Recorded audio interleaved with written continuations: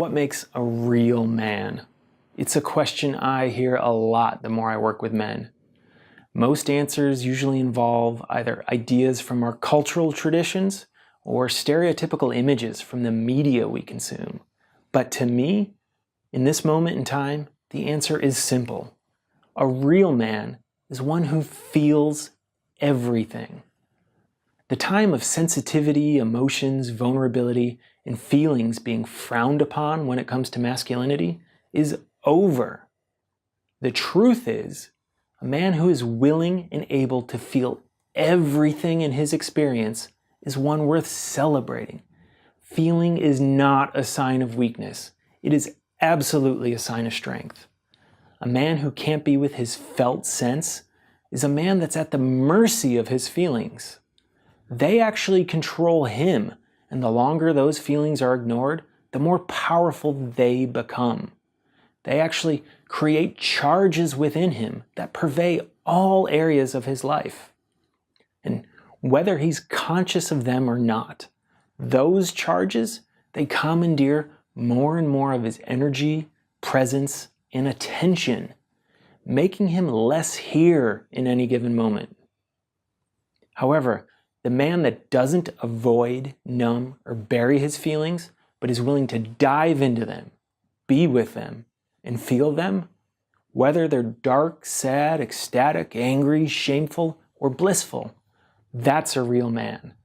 Because being with an emotion fully, especially in the presence of others, is often what dissolves it, letting us more and more identify with the very space it arose in.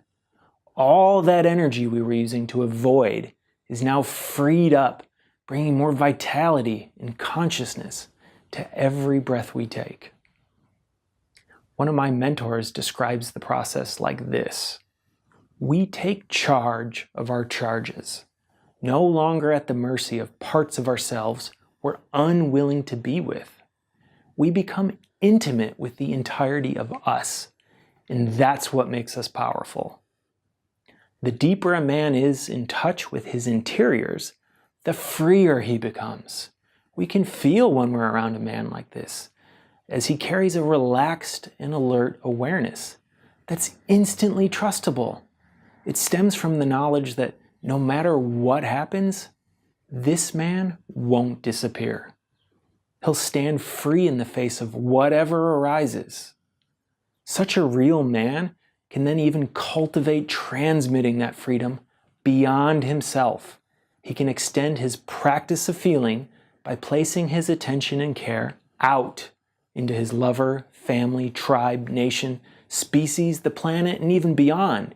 He becomes unwavering in his presence no matter what happens, meeting it with full attention and full aliveness. Sometimes the hardest things to feel are often related to our ephemeral nature of being. Truly staying present and connected while feeling can put us in touch with our mortality, the fact that everything will ultimately disappear. Staying present with this can be a lot to handle, and is why feeling is always the braver choice than not.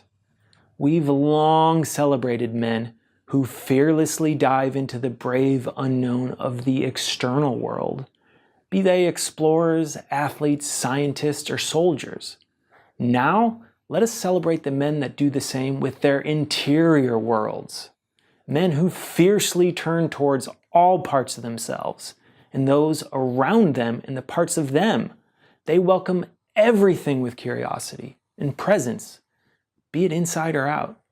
To me, that's what makes the new warrior, a real man who feels everything.